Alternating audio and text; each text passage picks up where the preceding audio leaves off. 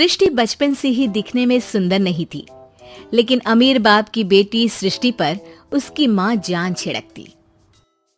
मेरी बेटी कितनी प्यारी है, भगवान सबको सृष्टि जैसी बेटी दे। सृष्टि धीरे धीरे बड़ी होती है। एक दिन सृष्टि की सहेली कहती है, तू दिखने में कितनी अजीब सी है, लेकिन मैं जानती हूँ हम सब में सबसे अच्छी शादी तो तेरी ही होगी। तेरे पापा अमीर जो है। और बता नहीं सकते यार, दहेज तो हर कोई देता है, ये क्या ज्यादा ले जाएगी अपने पति के लिए? अरे बड़े शहर में कोठी है इसके पापा की। अरे पापा की है ना, कौन सी इसकी है? इसकी होती तब तो कोई भी लड़का इससे शादी कर लेता। अरे पापा की मतलब पापा की है तो मेरी ही है ना? किसने कहा? अब तेरी तो तब होगी ना जब तेरा भाई ना हो। वैसे भी शादी के बाद सारी प्रॉपर्टी भाई के नाम होती है। सृष्टि समझ जाती है कि उसे किसी भी हालत में माँ बाप की सारी प्रॉपर्टी को अपने नाम करना है, लेकिन कैसे? एक दिन सृष्टि का भाई शीनू कहता है, बहन क्या कर रही है? तुझसे एक बात करनी है। अरे हाँ करना, मैं तो तेरी बहन हूँ। बहन मेरी लाइफ में ना एक लड़की है, बहुत अच्छी है। मैं सोच रहा हूँ माँ और पापा से बात करूँ शादी के लिए। सृष्टि को समझ में आ जाता है कि भाई की शादी होते ही भाभी उसे एक दिन भी घर में बर्दाश्त नहीं करेगी। क्या बात है भाई, बताना कौन है वो? यार वो बहुत अच्छी लड़की है, पढ़ी लिखी है, मेरे साथ जॉब भी करती है। बस एक प्रॉब्लम है। प्रॉब्लम? क्या प्रॉब्लम है भाई?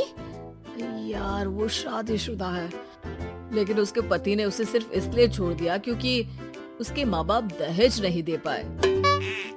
सृष्टि ये सुनकर न जाने क्यों खुश हो जाती है। अरे भाई तो क्या हुआ, लड़की तुझे तो पसंद है ना? शीनू को लगता है कि बहन उसे समझ रही है।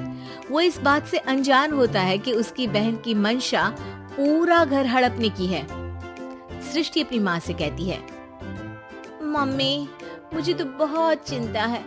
पता है शीनू क्या कर रहा है? अरे क्या कर रहा है? वो तो काम पर जाता है और वापस घर आता है। नहीं ना माँ, वो यही तो नहीं कर रहा, बाकी सब कर रहा है। आपको पता है उससे प्यार है, और वो भी एक शादीशुदा लड़की से। ये क्या हो गया? मैं सोसाइटी में क्या मुंह दिखाऊंगी?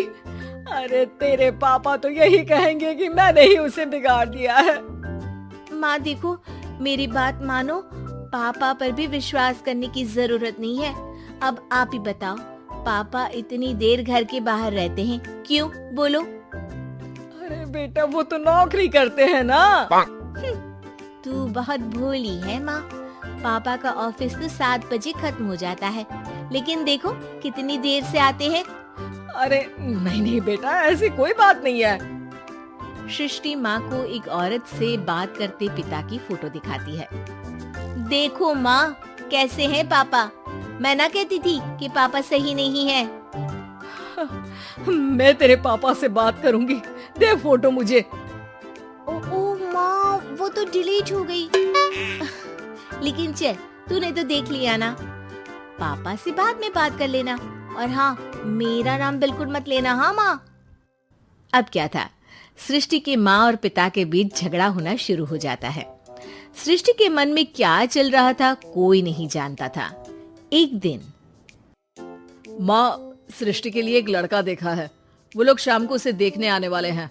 और हाँ माँ, एक खुशखबरी, मैं और पापा मिलकर एक नया बिजनेस ट्राई कर रहे हैं। शाम को लड़का आता है, सांवले रंग का। सृष्टि को तो बिल्कुल भी पसंद नहीं आता। लड़की की माँ कहती है, लड़की का चेहरा तो कोई खास नहीं, लेकिन अगर मेरे बेटे को आप लोग सेटल कर दें तो मैं उसकी शादी आपकी बेटी से करवा दूं।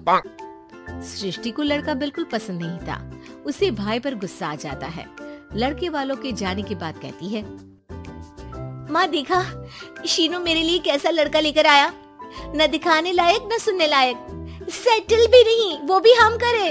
अरे माँ, मैं जानती हूँ ये मेरी शादी किसी भी घर में क्यों करवाना चाहता है। अरे कैसी बात कर रही है बहन, तूने तो देखा ना, लड़के को मैंने ही मना कर दिया तुझसे शादी के लिए। जिसने लड़का बताया था उसने उसकी बहुत तारीफ की थी। बात आई गई हो जाती है, लेकिन सृष्टि का मन शांत नहीं होता। क्या करूं, कुछ समझ में नहीं आ रहा।